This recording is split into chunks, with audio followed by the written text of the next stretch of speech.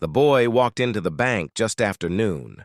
The lobby was bright, polished, and quiet. Marble floors, glass walls, money everywhere, but none of it felt welcoming.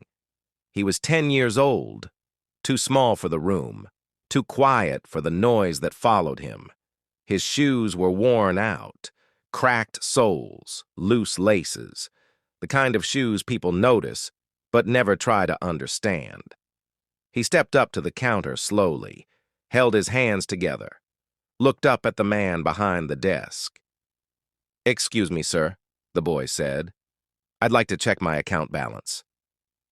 The words barely landed before the room changed. The bank manager stopped typing, looked at the boy, then looked again, from head to toe, slow, deliberate. Then he laughed. Not a small laugh, not an awkward one, a loud laugh, the kind meant to be heard. "Your account?" the manager said. His voice echoed across the lobby. "This isn't a charity office," he added. "This is a bank." A few customers turned to watch. Some smiled, some leaned in. The manager stepped closer to the counter. Expensive suit, perfect tie, confidence built on judging others. "Look at you," he said. "Do you even know where you are?" The boy didn't move, didn't cry, didn't argue. "I do," he said quietly. "My grandmother opened an account for me." That only made it worse. The manager rolled his eyes. "Your grandmother?" "Of course." He looked around the lobby, making sure everyone was listening. "Let me guess," he said. "She left you a fortune too?"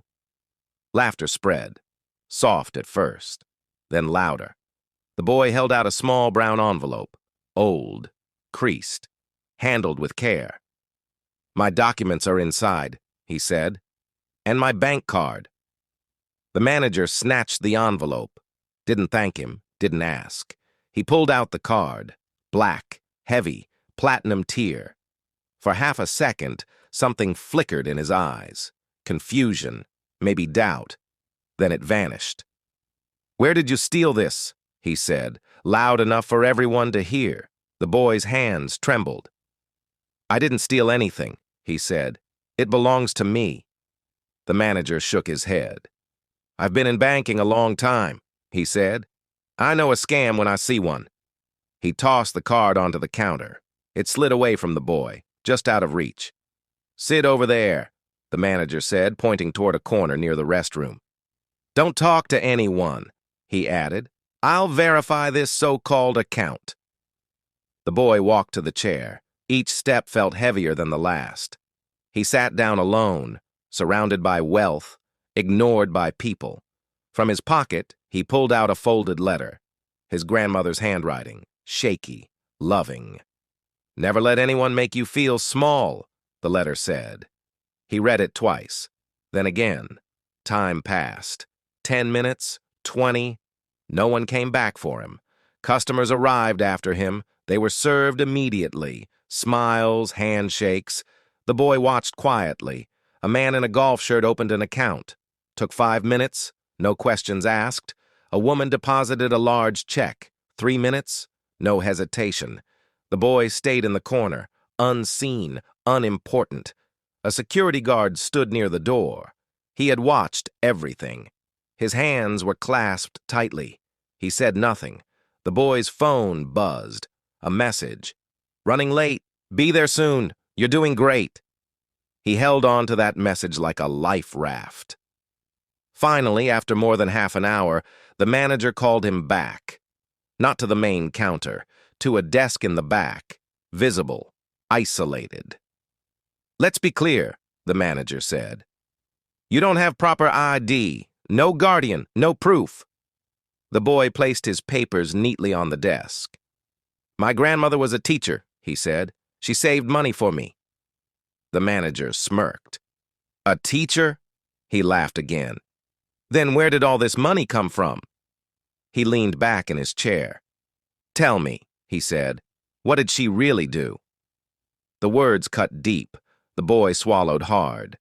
"She worked her whole life," he said. "For me." The manager stood up, his voice grew louder. "I'm ending this," he announced. This kid doesn't belong here. Heads turned again. Some nodded. Some stayed silent. Security, the manager said. Escort him out. The guard hesitated, just for a moment. Then he moved. The boy stood up on his own. He didn't argue, didn't beg. He picked up his letter, held it close, and walked toward the door. Behind him, the manager spoke one last time. Try a shelter next time, he said. That's more your place. The doors closed softly. Outside, the wind was cold. The boy sat on a stone bench, shoes dangling, eyes burning. Inside the bank, life continued, but outside, everything was about to change.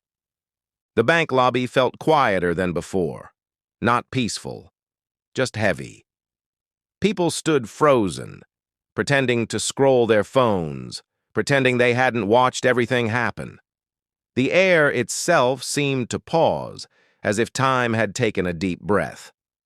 The boy remained near the counter. His shoulders were stiff. His fingers stayed locked around the straps of his backpack. That same backpack had drawn laughter earlier. Now it drew silence. No one smiled anymore. Bradley Whitmore adjusted his tie. The movement was automatic, almost nervous. He cleared his throat once. Then again. The confidence that had filled his voice before was nowhere to be found now. Across the lobby, a tall man stepped forward. He didn't rush. He didn't raise his voice. He didn't demand attention. Attention came to him anyway. My name is Lawrence Brooks, he said calmly. I'm here about an account you refused to access. Bradley blinked. I didn't refuse, he said quickly. I was just following procedure. Lawrence nodded slowly. Procedure, he repeated. He glanced at the boy, then back at Bradley. You questioned his identity, he said. You doubted his explanation. And you removed him from this building? Bradley swallowed. A few customers shifted uncomfortably, suddenly very aware of where they were standing. I didn't know he was connected to... Bradley stopped himself mid-sentence. Lawrence raised a hand gently. No, he said. That's not the issue. His voice stayed calm, but the room leaned closer. The issue is that you decided who he was before he ever had a chance to be. The boy lifted his eyes. Not angry, not defiant, just tired. Lawrence placed a thin folder on the counter. It landed softly, but the sound felt louder than anything before it. Inside were documents, neatly arranged, carefully prepared. Every page reflected thought, care, and history. This account was opened 12 years ago, Lawrence said. By my mother. Bradley slid the folder closer. His eyes moved faster now, scanning the documents. He typed the account number into the system. The screen loaded, slowly. Each second stretched into what felt like minutes. When the balance appeared, his posture changed. His shoulders pulled back. His jaw tightened. The number was far higher than he had expected. A quiet murmur moved through the lobby. Someone near the door whispered, "Oh." Bradley forced a thin smile. I wasn't aware of the balance, he said. Lawrence nodded. That was clear. He turned slightly, not to embarrass, but to be heard. My mother was a public school teacher, he said. She never earned much. But she saved everything she could. No vacations, no new clothes, no shortcuts. All for him. Lawrence glanced down at the boy for a brief moment. She believed institutions like this existed to protect people, he continued, not humiliate them. Bradley's face flushed. I apologize if... Lawrence interrupted softly. Intent doesn't erase impact. The words settled into the room. Silence followed.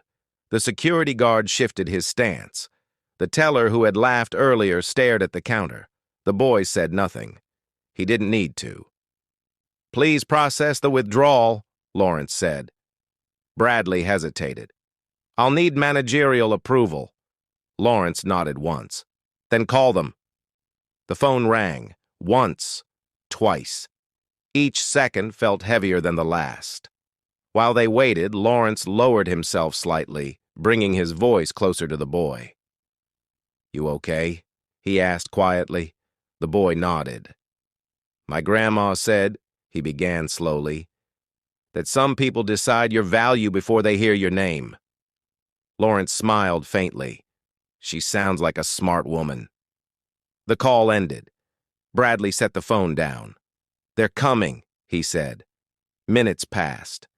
No one moved. No one spoke. When the regional director arrived, she wasn't smiling. She reviewed the footage on a tablet. She didn't need long. "This account is valid," she said. She turned to Lawrence. "I'm very sorry this happened." Then she looked at Bradley. "Step away from the counter." Bradley obeyed. His badge was unclipped, placed quietly on the desk. The director turned to the room. "This behavior is not acceptable," she said. "This institution exists to serve everyone." Some people nodded. Others looked down. She processed the withdrawal herself. She counted the cash carefully, deliberately. Then she handed the receipt to the boy. Her voice softened. "I'm sorry you were treated this way." The boy accepted it quietly. Lawrence placed a steady hand on his shoulder. They turned toward the exit. Before leaving, Lawrence paused. He looked back at Bradley. "This child didn't need your suspicion," he said. "He needed basic respect." The words stayed behind even after the doors closed. Outside, the air felt different, lighter, full of possibility. The boy took a slow breath. "I thought I did something wrong," he said. Lawrence shook his head. "No," he replied. "You stood still while someone showed who they were." They walked down the sidewalk together. The boy's backpack felt lighter now, though nothing had changed except perspective. Inside the bank, conversations had already begun. Reports were written. Reviews were opened. Bradley Whitmore sat alone in a small office, the earlier laughter feeling very far away. That evening, Lawrence called his mother. She listened quietly. "I'm proud of him," she said. The boy overheard. He smiled. Not because of the money, but because someone had stood beside him when it mattered. Years later, he would remember that day clearly, not as the day he was doubted, but as the day he learned that silence can be powerful when truth finally walks in.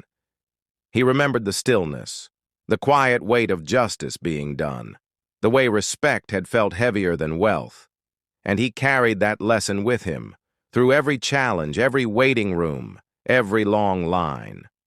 He carried it like a shield, soft but unbreakable, because he had seen what standing for someone truly meant.